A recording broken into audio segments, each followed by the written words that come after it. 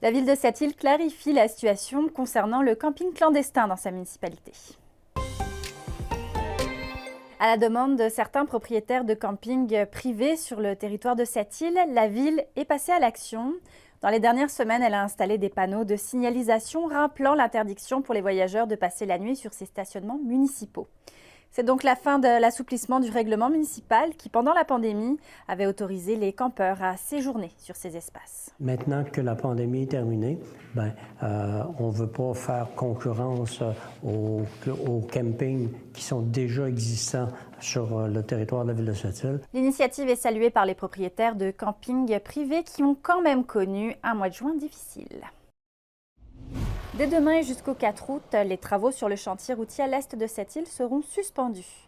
Le ministère des Transports explique cet arrêt par la tenue du festival Innu-Nikamu la semaine prochaine dans la communauté de Maliotenam.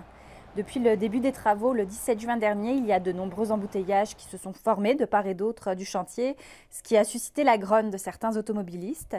Par contre, les automobilistes devront à nouveau faire preuve de patience à partir du 5 août parce qu'il restera encore 2 semaines de travaux concernant ce chantier. Et impossible de ne pas en parler, les Jeux Olympiques prennent leur envol aujourd'hui à Paris et la Côte-Nord va être représentée par le port-cartois Charles Paquette qui va participer à l'épreuve de triathlon le 30 juillet. Le suspense demeure entier quant à la qualité de l'eau de la Seine où il est censé nager mardi. Si les tests de conformité ne sont pas concluants, la compétition sera reportée au 2 août. Cette première présence de Charles Paquette aux Jeux Olympiques réjouit la ville de Port-Cartier qui convie d'ailleurs la population à se réunir à son agora dans la nuit de lundi à mardi pour visionner l'épreuve.